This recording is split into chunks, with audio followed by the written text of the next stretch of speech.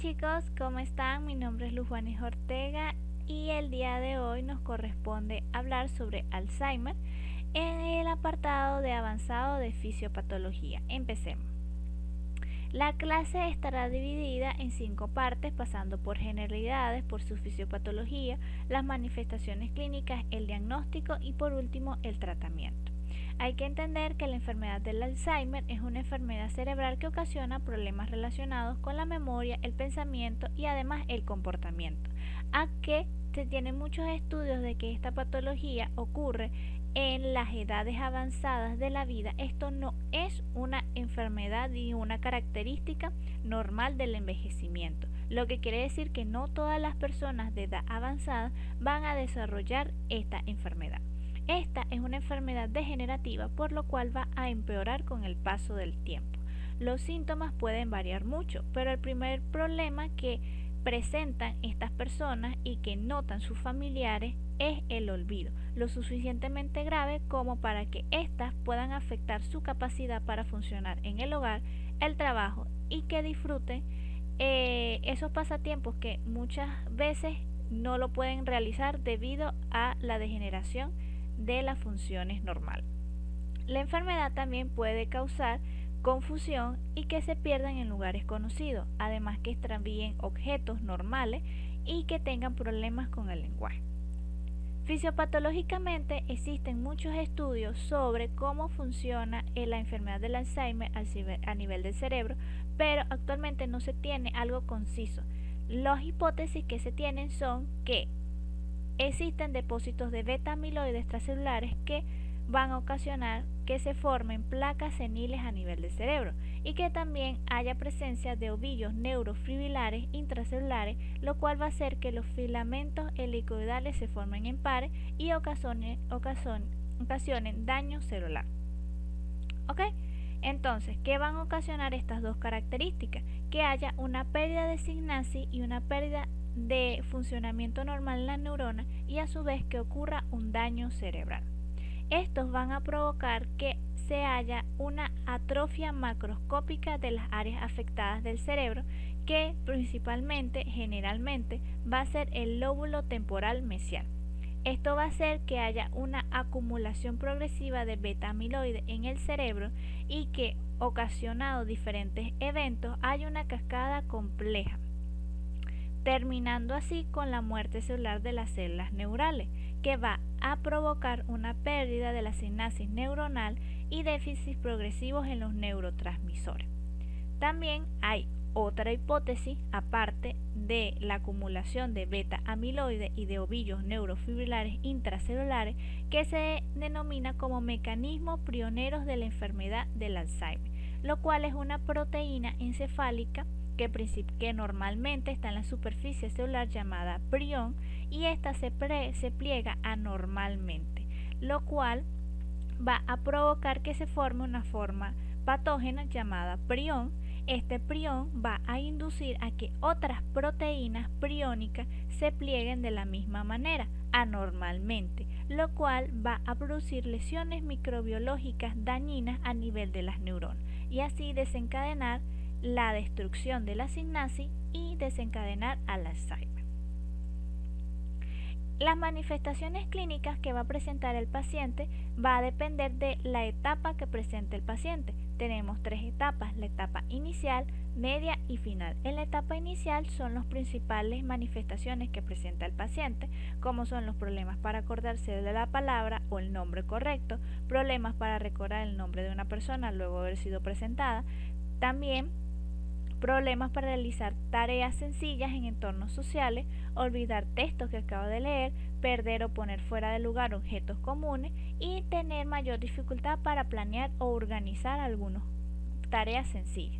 Hay que tomar en cuenta también que muchos de los pacientes de edad mayor pueden presentar estas características clínicas y son propias del envejecimiento, por lo cual esto debe ser observado no de un día para otro, sino observado en un rango determinado para poder definir que realmente está presentando estas características.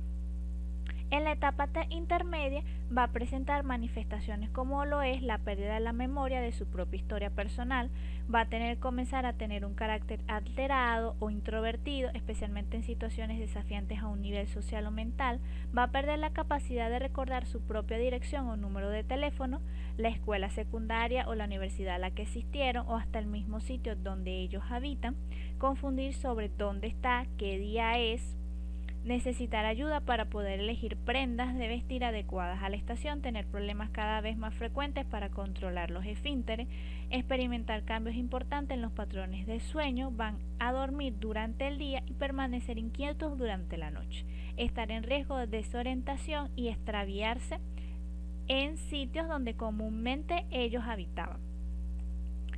En la etapa tardía van a requerir ayuda a las 24 horas del día con actividades tan sencillas como el cuidado personal cotidiano. Van a perder la conciencia totalmente de experiencias recientes así como de su entorno.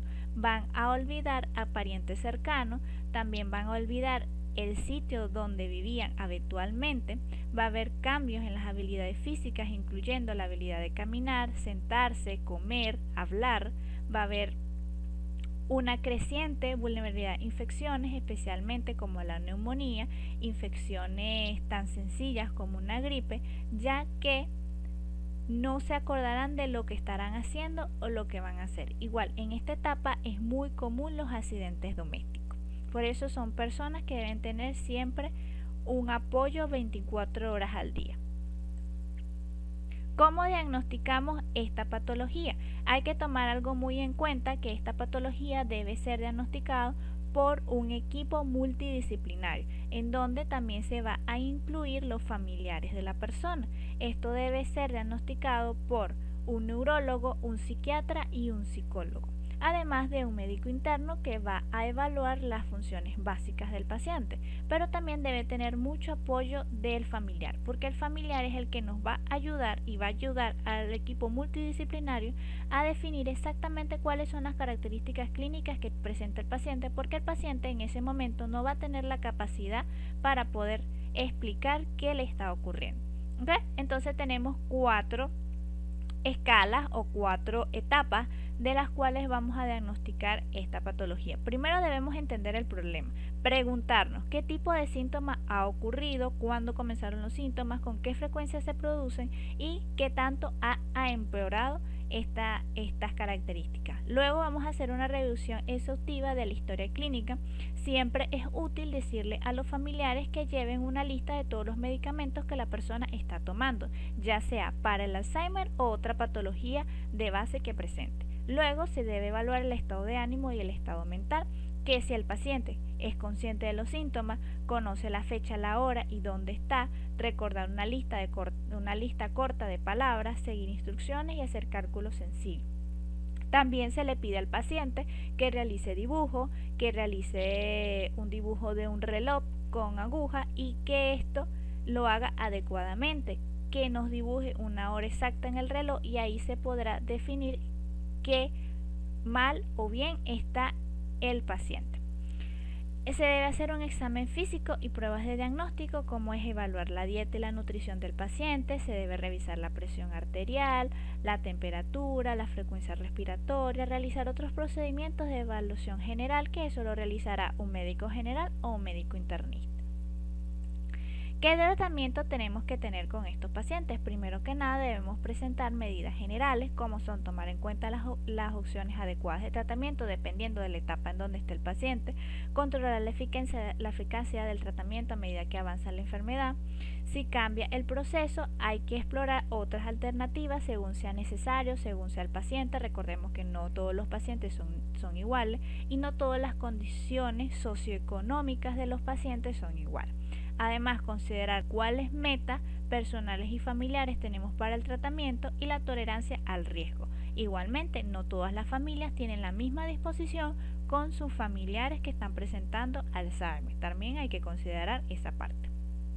¿Cuáles tratamientos farmacológicos vamos a utilizar? Los inhibidores de la colinesterasa, lo cual esto va a ayudar a disminuir el daño en los neurotransmisores producidos por lo que anteriormente yo les estaba explicando. Como entre estos inhibidores tenemos el Pesilo, que fue aprobado en 1996 para tratar la etapa leve a moderada de la enfermedad del Alzheimer, y en el 2006 también se le agregó para la etapa severa. Tenemos la ribastimina, aprobada en el 2000 para tratar la etapa leve a moderada de la enfermedad del Alzheimer, y la galantamina, aprobada en el 2001 para tratar la etapa leve a moderada del Alzheimer. Tenemos otros, los cuales son los reguladores de glutamato, lo cual nos va a ayudar a regular la cantidad de calcio que llega a el cerebro y así disminuir las lesiones seniles que se provocan en el encéfalo. Tenemos la memantine, aprobado en el 2003 para las etapas de moderada a severa, que es el único disponible en esta clase, y tenemos la combinación de los dos medicamentos, la combinación de los inhibidores de la colinesterasa más reguladores de glutamato, que es el donepezilo y la mementina, que fue aprobado en el 2014 para la etapa moderada y la etapa severa. Si observaron bien, en los diferentes medicamentos, muchos son aprobados para una etapa en específica, por lo cual se debe hacer una evaluación exhaustiva del paciente y definir exactamente en qué etapa se encuentra para realizar un tratamiento oportuno. Bueno chicos, estas fueron las bibliografías que utilicé. Nunca se olviden que nunca es tarde para aprender algo nuevo y nunca se queden con lo que simplemente les damos aquí en las clases. Muchas gracias por su atención. No olviden seguir a la academia en sus redes sociales. Hasta otra clase.